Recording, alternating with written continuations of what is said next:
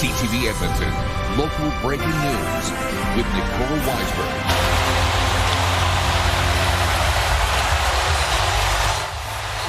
Heartbreak in oil country tonight as the Edmonton Oilers fall to the Anaheim Ducks, ending their playoff run.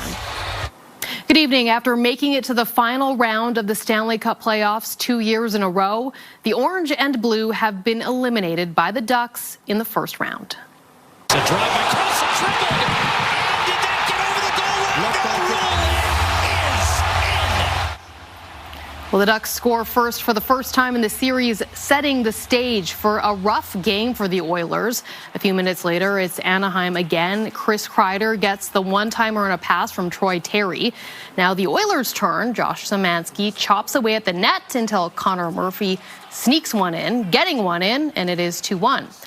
Then Ducks on the power play late in the first, a few passes back and forth, and Cutter Gauthier gets this one-timer in the second period.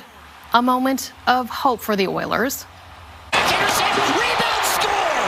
Zach Hyman has brought Edmonton to within 3-2. Zach Hyman sneaks one in, but it is ruled a no goal since the puck was kicked. With less than a minute left in the second, the Ducks strike again. Terry beats Connor Ingram, and it is 4-1. The Oilers get another goal in the third. Kasperi Kapanen on the rebound, but it is not enough. A Ducks empty netter brings the final score to 5-2, and the Oilers are eliminated. Well, an Alberta Separatist group has been ordered to take down an online database containing the information of hundreds of thousands of registered voters. Elections Alberta says the electoral list can be traced back to the Republican Party of Alberta. CTV's Connor Hogg has more on what the information could have been used for. There will be an investigation. An event for people pushing for Alberta's separation was interrupted Wednesday night by police and Elections Alberta.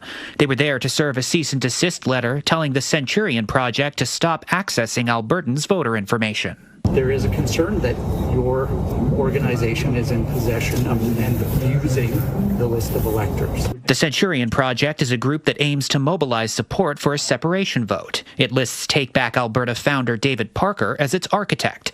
Its website allowed pro-separation canvassers to log in and search for Albertans by name. Michaela Lee was at the event to try to get access. Once you have that login, you can type in people's names that you know, and it gives them their phone number or their address, and you can choose to knock on their door or call them and then talk to them about separation. This morning, a judge granted an injunction against the Centurion Project, ordering it to remove the list and stop using the information.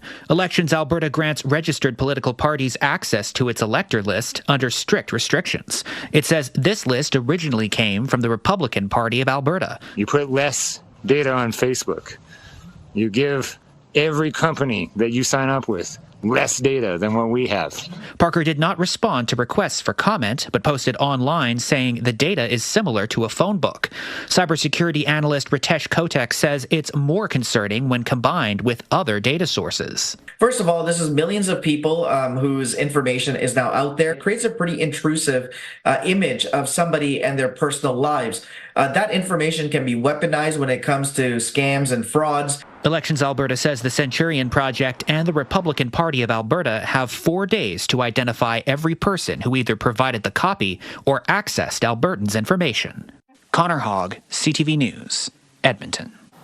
The RCMP say they are investigating. The leader of the Republican Party of Alberta says they're looking into what happened, and he's instructed members to stop using party-provided data.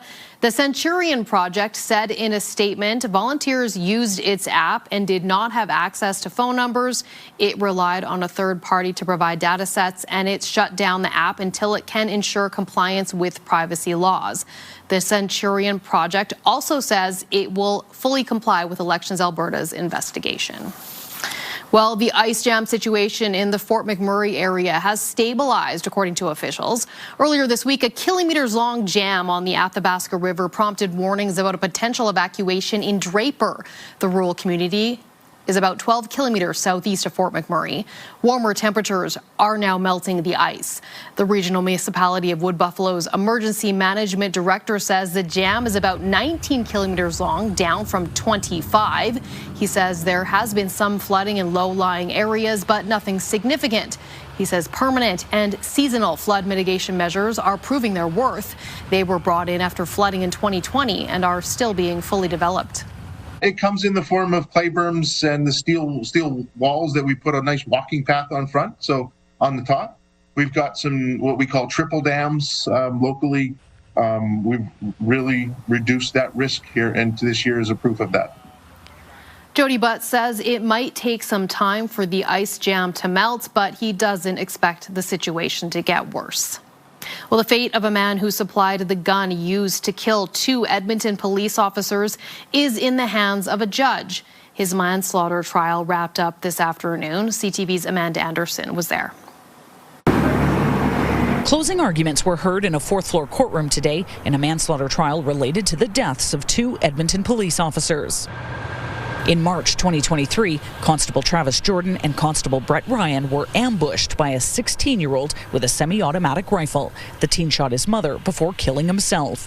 He also used the same gun to shoot a Pizza Hut employee days earlier. The Crown prosecutor says it wasn't the gun control regime that failed the victims. It was the actions and omissions of the accused, Dennis Okimau. He argued Okimau knew or was willfully blind to the teen's mental health issues when he sold him the gun. Okimau was prohibited from possessing a firearm or ammunition at the time, and the court heard 16-year-olds can't legally buy guns in Canada. The Crown also argued there's evidence Okimau knew or suspected the teen was involved in the Pizza Hut shooting before the shooting at the apartment and did nothing to warn police.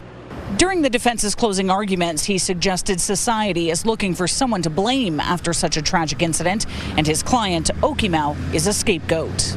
He disputed the Crown's claim Okimau knew about the teen's mental illness, saying there's no evidence. The defense told the court his client is taking responsibility for unlawfully selling the gun through a guilty verdict, but says a conviction on the manslaughter and criminal negligence charges will open a floodgate for criminal liability in other cases down the road.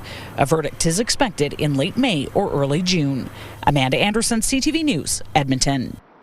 Heading now to Calgary, where police discovered the bodies of 2 children in a vehicle today. Police say the bodies were found in a late model Jeep parked alongside the road in a northwest neighborhood. A man has been arrested. CTV's Kevin Green has more. Police say they were called just after 10 a.m. Thursday to the 4300 block of 14th Street Northwest, a location just meters from the District 3 police station. Once we arrived, we located a vehicle. A search of that vehicle has located 2 deceased children. Police have not said how the 2 children died. At this time, the deaths are considered suspicious. Our homicide unit is investigating. Our medical examiner is on scene, who will begin the investigation into the deaths themselves. They will be the ones that would ultimately determine the cause of death. And they say they have not yet identified the children either. I don't know the sex of the victims. I can tell you they're both believed to be under the ages of 10. Investigators say one man is now in custody, but can't say how or if he is related to the children. At this point, that's still too early in the investigation. We still need to identify who the children are. And at that point, we can then start to look at who their parents are, who is responsible, and what actually happened here. Residents along 14th Street were kept in their homes as the investigation unfolded outside their front windows. Several say the vehicle in question is not familiar to the neighborhood, and one told us it was not parked at the scene as late as 8 o'clock Thursday morning. I can't imagine how the cops are feeling right now. Probably absolutely beside themselves, because it was right in front of their station. Just absolutely devastating. Emergency responders were seen leaving the scene in tears, overwhelmed by what they had encountered. It is very hard on our officers. Our officers are human, and this is heartbreaking for everyone. Kevin Green, CTV News, Calgary. Premier Danielle Smith says it is incredible to see a new pipeline project authorized by U.S. President Donald Trump. Trump gave his stamp of approval this afternoon to the pipeline that would move Canadian oil to the United States. Slightly different than the last administration. They wouldn't sign a pipeline deal, and we have pipelines going up. The proposed pipeline would transport Canadian crude from the border to Wyoming and could cost about $2 billion. It was proposed by Bridger and Calgary-based Southbow and would revive portions of the cancelled Keystone XL oil pipeline. The project could increase Canada's crude exports to the U.S. by more than 12%. And the Premier says the announcement means Alberta will be able to produce more of the oil that the world needs. She's in the UK promoting Alberta energy. Today she spoke to an audience at Chatham House at a think tank in London and touted the need for more pipelines. For Canada, the missing ingredients clearly is not resources, it's the infrastructure to extract and to move commodities to markets. Alberta is keen to build new pipelines, west, east, north, and south, without delay and without hesitation. Smith said Alberta is the most promising and practical solution to the world's energy needs, particularly during this time of global uncertainty. Smith's 10-day trip also includes stops in Germany and Sweden. Well, Edmonton is getting new flights to 4 destinations this year. Toronto-based Porter Airlines is adding 2 Mexican and 2 U.S. destinations. Flights to Puerto Vallarta, Los Cabos, Phoenix, and Las Vegas will begin in November. The flights are Porter's first international routes from Alberta. Porter plans to run the Phoenix flight daily.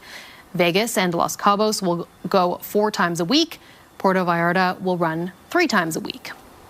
Well, with spring weather finally here, more people are using e-scooters and e-bikes to get around town.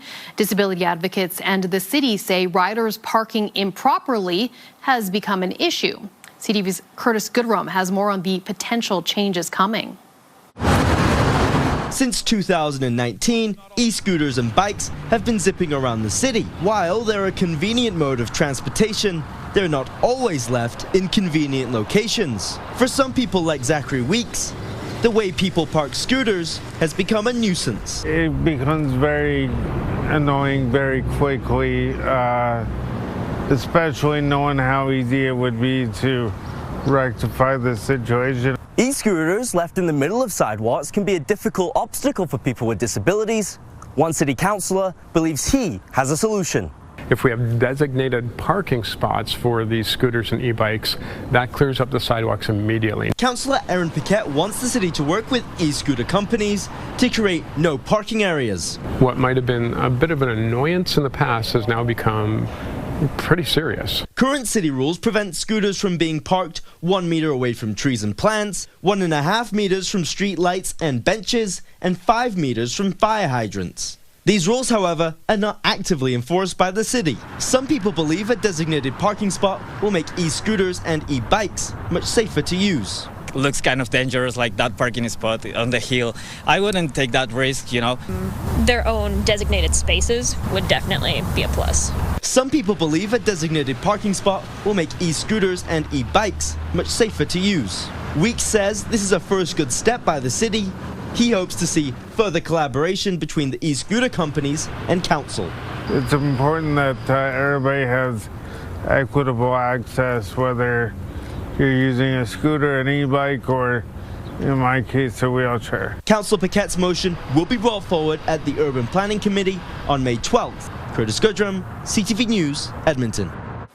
If you're looking to start your planting this weekend, the Muttart may have what you need.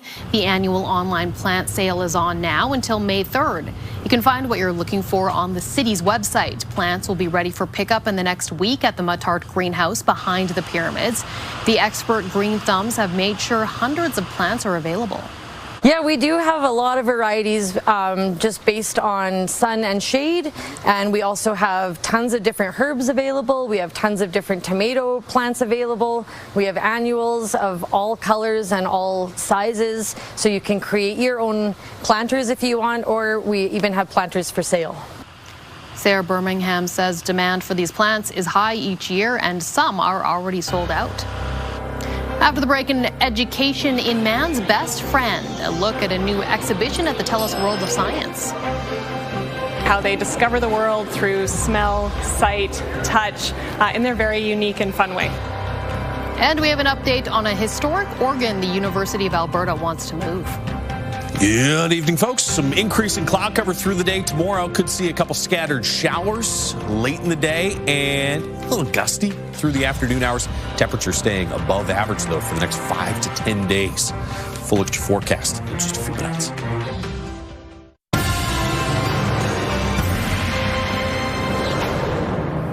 You can now see and experience the world of man's best friend at the TELUS World of Science. CTV's Marianne Carletti reports.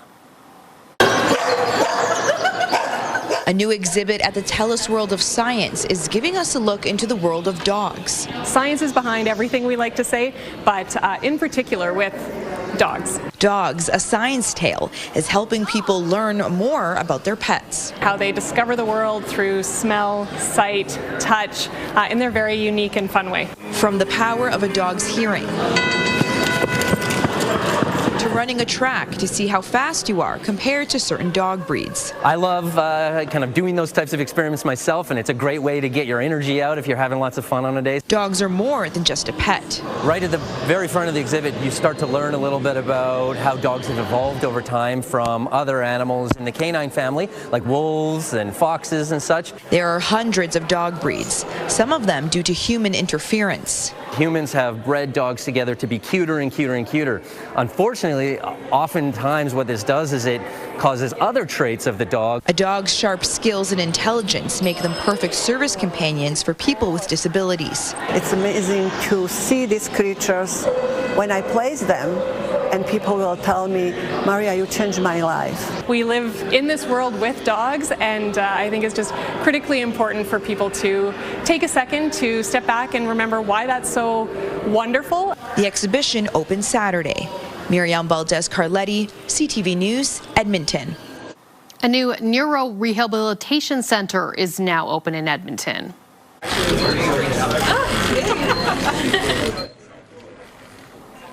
This is the Neuro Rehabilitation Innovation Center located at the University of Alberta Hospital. Neuro Rehab focuses on retraining the brain and body to work together after an injury. Patients go through specialized therapy to regain movement, which will help with a person's independence. The minute they put a shock through the whole spine, that was the first time I actually could move something, and I don't think that's a coincidence. So it's pretty amazing, actually.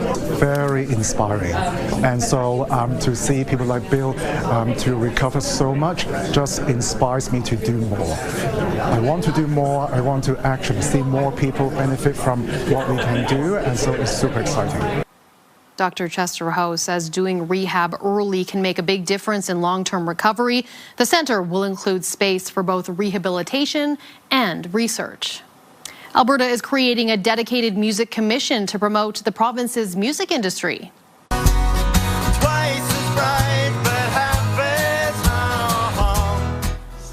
The provincial government says the new group is modeled after the Alberta Film Commission. It's part of the government's new music action plan supporting Alberta musicians and venues. It also wants to identify opportunities for growth and promote the economic impact the music industry has on the province. The owner of Edmonton Starlight Room says this is a big step forward. This is a massive step to nurture and grow the music sector within the province. I can speak confidently on behalf of cultural workers across the province that we're very proud of the artists and industry that produce here in Alberta. And this is a crucial step that we're taking as a province, and it's groundbreaking for artist retention, economic growth, culture and identity, as well as community. The province will now start looking for someone to become Alberta's first music commissioner. Well, despite a swell of backlash, the University of Alberta still plans to move a decades-old organ. However, officials say the move is not imminent. Parts of the Casavant organ in the U of A Convocation Hall date back to 1925. The original organ honored dozens of student and faculty members who died in the First World War. University officials say they plan to renovate the space and the organ must be moved to meet current building standards. A petition to stop the move has garnered nearly 40,000 signatures. Officials say they recognize how important the organ is and are fully committed to finding it a new home. They're working with partners, including the Royal Canadian Legion, to find a non-profit to donate it to. Coming up, a look at how Vancouver plans to deal with crowds and security issues at the upcoming FIFA World Cup. There will be on some days up to 1,200 police officers deployed.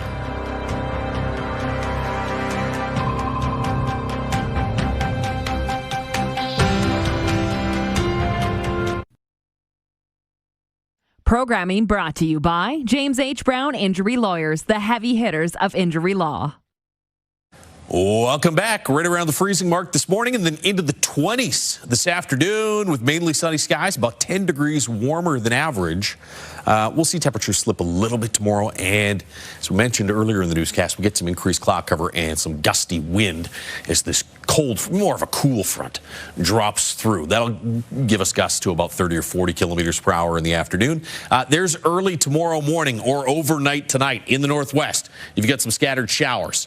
Those will drop further and further south as the day goes on. Most of the shower activity tomorrow afternoon is probably going to be off to the southwest of the Edmonton area, and it will likely stay south of Edmonton through the evening as well. So not a guarantee. It's about a 30 to 40% chance of seeing some hit and miss showers in the Edmonton area late in the day tomorrow. And then not only does this shower activity drop off to the south, but so does the cloud cover. So we're back under mainly sunny skies for Saturday. Here's your wind speeds. Strongest gusts in the yellows, oranges, and reds. So there's tomorrow morning.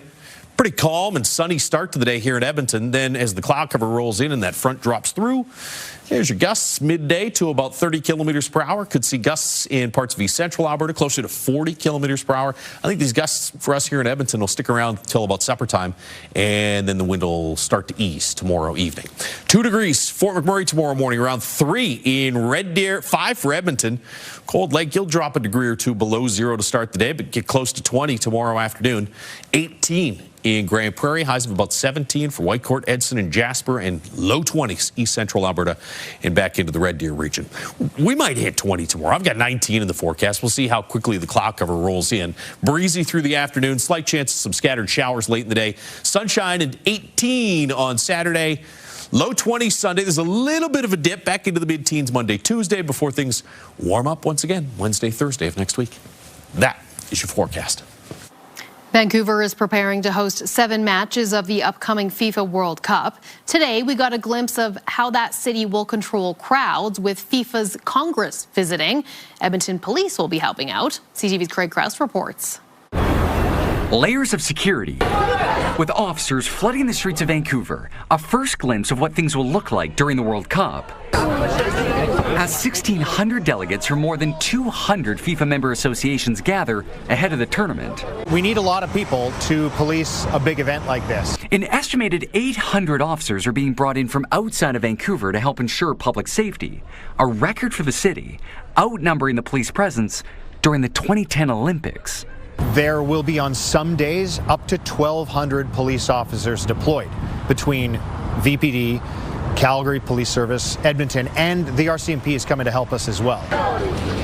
This comes as global tensions remain high amid the Iran-U.S. conflict. Vancouver police say geopolitics is part of their risk assessment, and they'll be ready.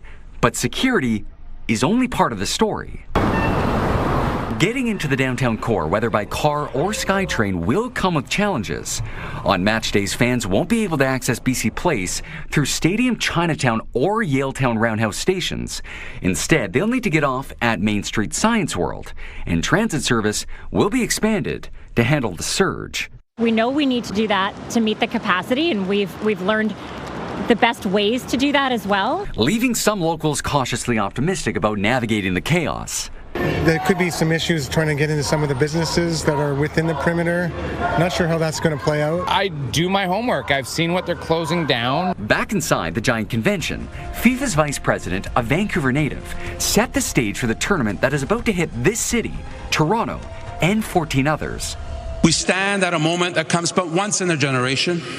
In just over 40 days, the World Cup arrives in North America. Now, as the city steps onto the global stage, the spotlight is bright and the pressure is on. Craig Crow, CTV News, Vancouver. Tradespeople and artists who work with metal and gas checked out an industrial expo today in Edmonton. Messer Canada's annual trade show connects people who weld and fabricate metal or use gas in their line of work.